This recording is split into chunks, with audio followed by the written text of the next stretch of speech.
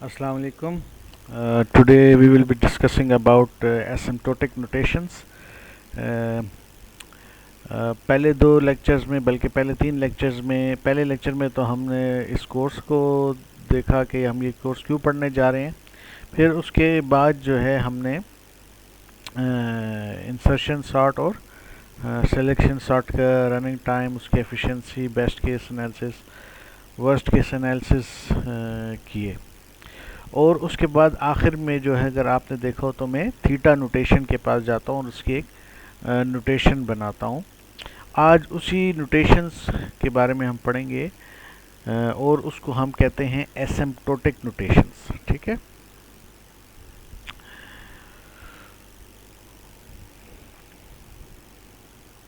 We use these notations in the last two lectures but we never defined them. What are they? हमने पिछले lectures में इस्तेमाल तो किया और आखिर में जो है थीटा नोटेशंस बनाई भी, लेकिन फिर हमने उसको एज सच कोई उसकी डेफिनेशन नहीं की। लेकिन डेफिनेशन से पहले मैं चाहूँगा कि इसको हम थोड़ा सा देख लें कि इसकी हमें ज़रूरत क्यों पड़ती है इन नोटेशंस की। ठीक है ना। तो डेफिनेशन से पहले ये देख लेते हैं। After analysis of every algorithm we get a polynomial. For example, t of n is equal to 4n square plus 8n plus 2, where a, b and c are coefficients here while n is the size of input. तो जब भी हमारे पास कोई algorithm होता है, आप लोगों ने देखा होगा उसके आखिर में एक पॉलिनोमियल बनता है। ठीक है ना। और पॉलिनोमियल जब बनता है तो वो कुछ इस फॉर्म में होता है या फिर इससे डिफरेंट भी हो सकता है। मतलब उसमें आपके पास एन क्यूब हो सकता है और यहाँ एन स्क्वायर हो सकता है। तो कोई ना कोई पॉलिनोमियल उसका आखिर में बनता है जहाँ पे आपके पास ए, बी और सी कोफिशिएंट्स हैं और एन जो है बेसिकली वो नंबर ऑफ इनपुट्स हैं या साइज ऑफ द इनपुट है आपके पास। और highest power in the polynomial is the degree of the polynomial. 2 is the degree in the example on the previous slide. जो भी आपकी मैथमेटिक्स में आप पढ़ चुके हैं पहले कि आपकी जो हाईएस्ट पावर होती है वो उसकी डिग्री भी कहलाती है। सही है ना। तो इस एग्जाम्पल में हाईएस्ट पावर कौन सी है? ये 2 है यहाँ पर। सही है, ये पावर है आपके पास। ठीक है। तो इसकी डिग्री, इस पॉलिनोमियल की डिग्री क्या है? 2 है।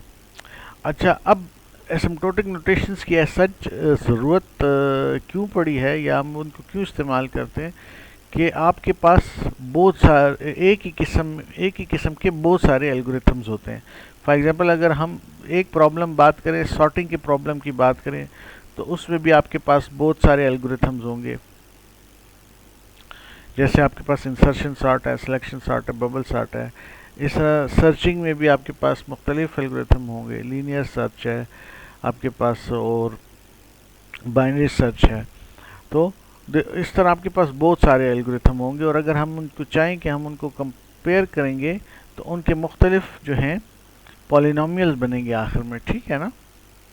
जब हम उनके एनालिसिस कर लेंगे एल्गोरिथम की तो उनके आखिर में कोई ना कोई पॉलिनोमियल बनेगा। जैसे कि इंसर्शन सॉर्ट और सिलेक्शन सॉर्ट में हमने देखा था कि उसके आखिर में पॉलिनोमियल बनता था। Now we have to find that which one is better. तो बेसिक इस कोर्स का मकसद भी है कि हम देख सकें कि कौन सा एल्गोरिथम एक एल्गोरिथम दूसरे एल्गोरिथम से बेहतर है।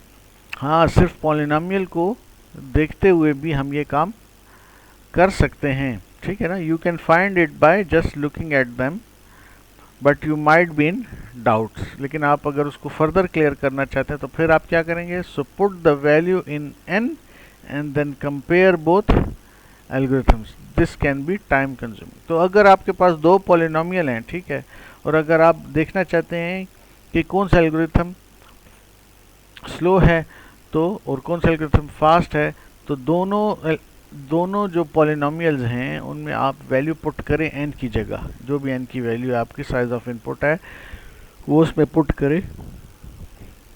Excuse me. तो उसमें आप वैल्यू पुट करें।